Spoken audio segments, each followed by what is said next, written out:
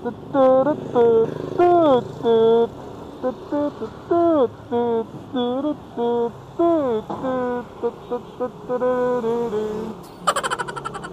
mga dre, alam ko hinihintay nyo yung intro. Tensya na.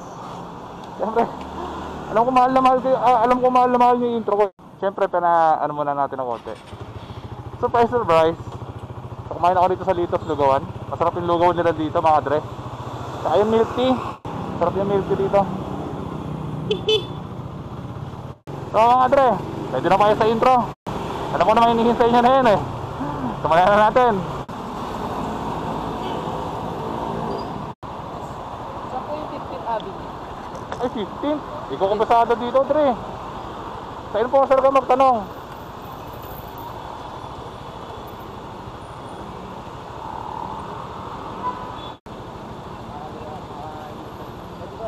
Dito pwede. Tayo mo na mag-green. Alright, nandito tayo kay Taong Grasa. Makikibalita lang tayo dyan sa mga tropa kong pupunta sa bahay kung nasa na sila. Sabi ko lumabas ako eh. Si Ryan tulog. So yun, tulog si Ryan.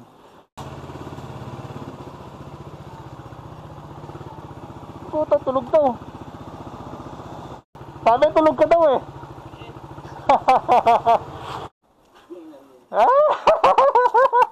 Nagbablog ka ba? Nagbablog ako eh. Ay, commercial tayo, commercial. Bate pa. May basag na... Tansyan ko? Nagaling. Dalaga-laga Ikot. naman.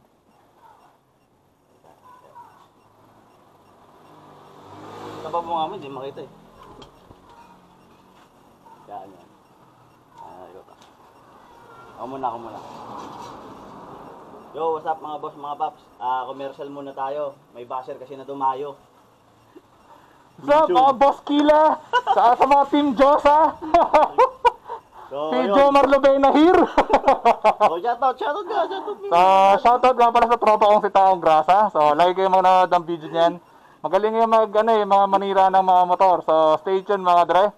Mingson here. So yun, bali may bago akong binablog ngayon.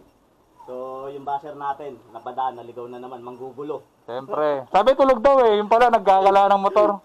Yung pala may kinakalikot eh. So sige mga boss, mga pap, tuloy ko na ulit to. Yun nga mga dre. Dito natin si Taong Grasa, gumagawa ng motor niya. Si Taong Grasa, siya si Huawei Uno.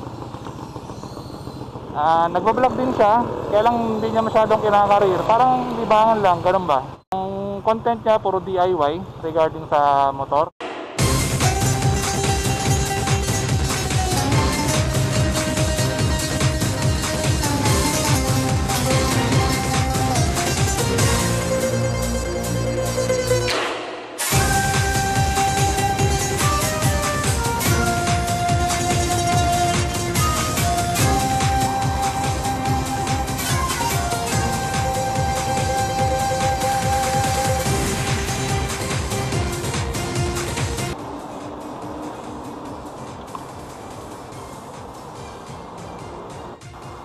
Okay mga dre, gas lang tayo. Feeling ko malambot yung gulong ko eh. Tapos wala pang hangin dito. Dati merong hangin dito eh, nawala na. Mamaya magte-check tayo ng tire. Ayun yung gulong ko.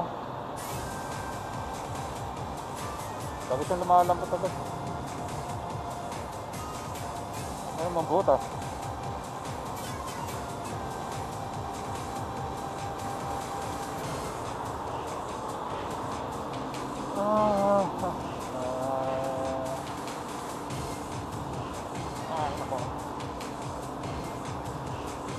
Uy. Shit. Meron pa ako. Ay nako. Ayun na wala ako eh. So saan natin ang hangin. Ay nako. Bakit? Wala nga ako nakita nasiraan. Ako naman yung nasiraan, di ba? Alright. Ay, nako. Okay lang yan kung okay nasiraan. Kaya-kaya natin yan mga dre. Una sa lahat, kailangan natin humanap ng gas station na merong bomba ng hangin para maayos natin to. So, papagas muna ako mga dre. And then, yun, gawin natin to afterwards.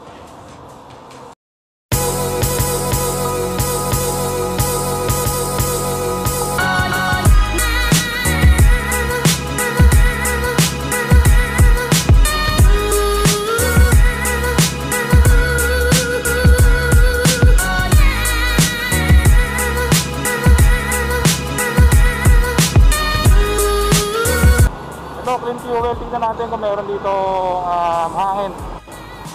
Natin. Patay ba?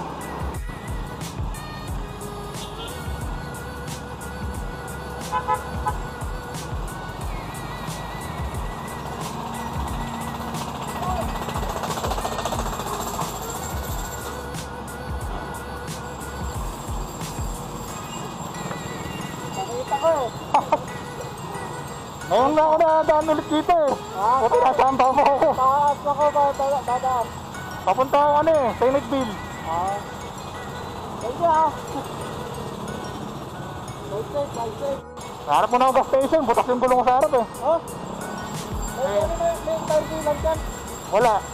Buti hindi ka may singaw. Hindi ko tinatanggal yung pako eh. Ingat Sige, ah. sige. Ingat. Ingat. So ayun mga drone. Dito na ako sa Fairview na yata to.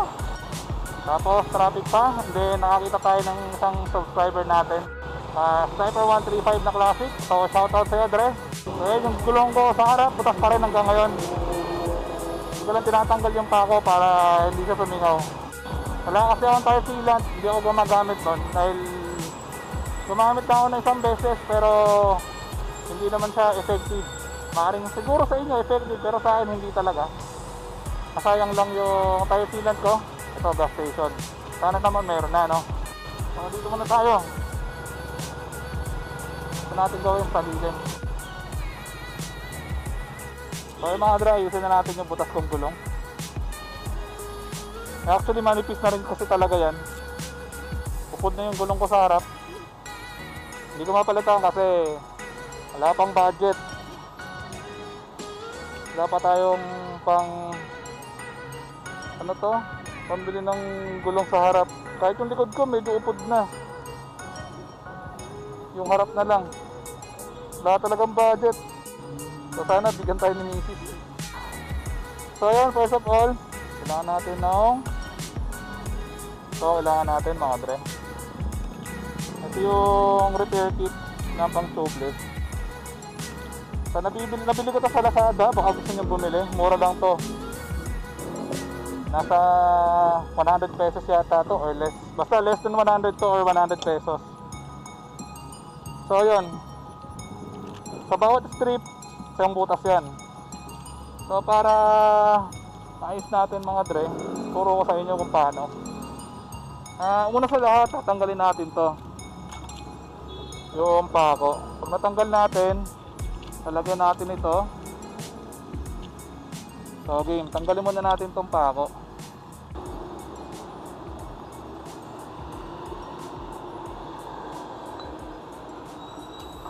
Yan na, tumingaw na. So mukhang malambot na nga talaga yung gulong ko. So pangalawa mga dre, yan, ito yung pako, mukhang bago-bago pa to. Tulis pa. So kukuha tayo ng isa nito. Ito yung pang sasapal natin doon sa butas. Pero bago natin gamitin to mga dre, ito muna gagamitin natin. Lalagyan natin siya ng itong rubber solution. Itong rubber solution, ito yung pandikit para mas lalong dumikit yung pangpasak doon sa gulong. So yun, kapag nalagyan mo na to, tusok mo dito sa butas mismo. Yan.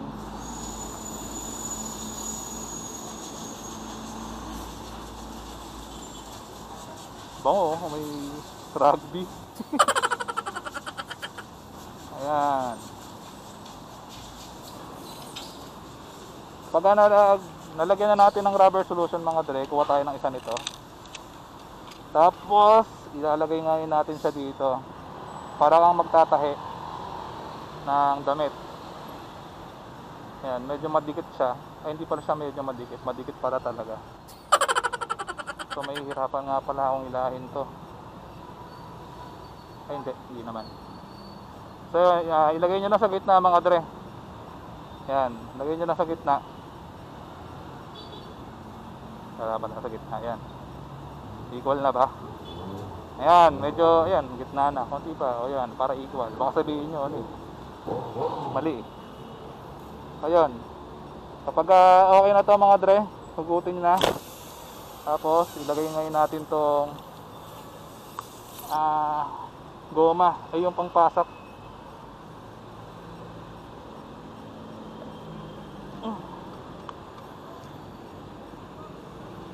Medyo matigas, kailangan talagang gagamitin ng persa mga dre.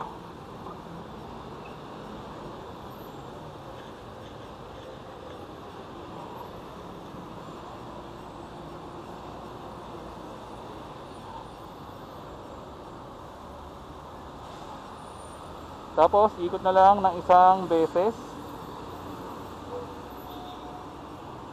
Pag naikot na, igutin nyo na mga dre. Ayan na. So syempre magtataka kayo bakit may excess. Puputulin po natin yan mga dre. Bago natin putulin mga dre, putulin muna natin to. Baka maiwanan natin. Ay nako, buhay. So nandito ako ngayon sa Fairview. Ay nako, init.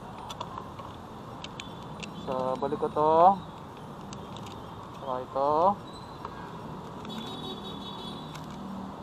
Saka ito.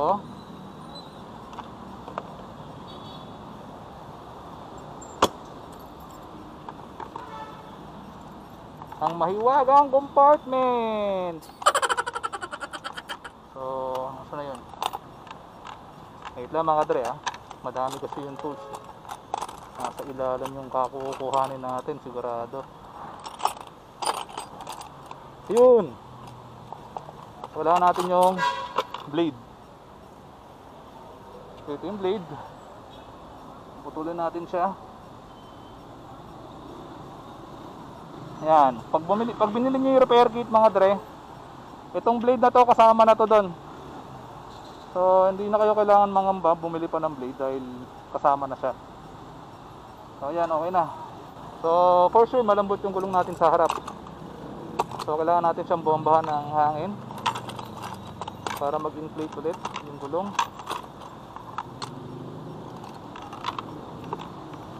Nakita nyo na naman yung mahiwagang compartment ko. Pressure ko sa harap, 29 lagi.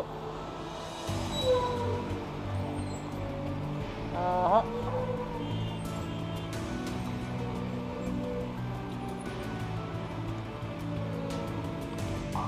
So yun, 7 yung natira.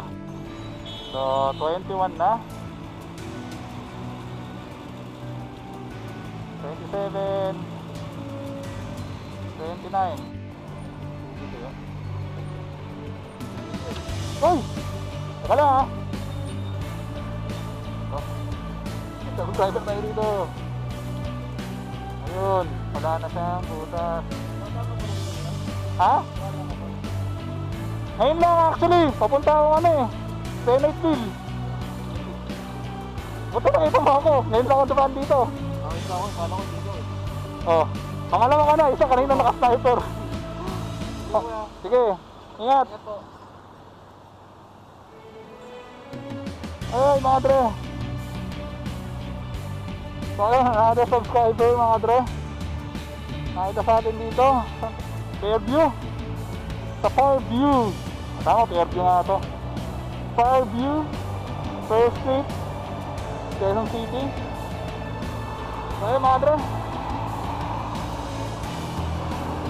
sa lahat ng narating ko, wala ako nakitang nasiraan. Ako yung nasiraan.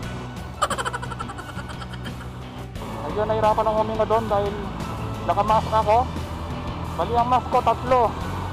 Isang disposable, isang cotton, tapos yung bonnet pa. Alright, diba? Sa akin, Tol.